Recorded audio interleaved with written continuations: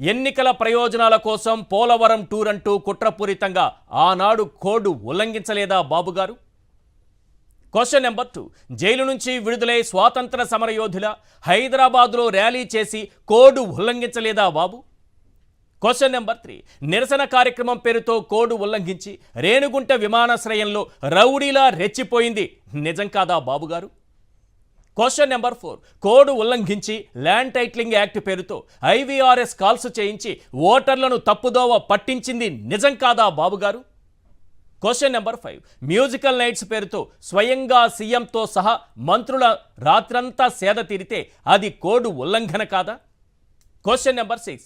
మిర్చి రైతులను పరామర్శించిన జగన్పై కేసు పెడితే మరి మ్యూజికల్ నైట్స్లో పాల్గొన్న మంత్రులపై ఈసీ కేసు పెట్టదా? Question number 7.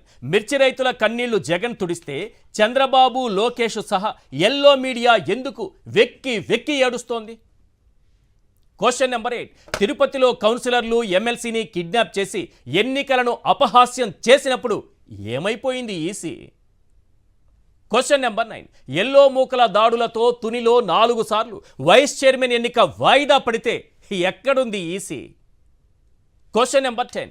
Chairman, vice chairman, deputy mayor ఎన్నికల్లో అడ్డదారిలో బాబు పదవులు కొట్టేస్తుంటే ఈసీ నిద్రపోతోందా?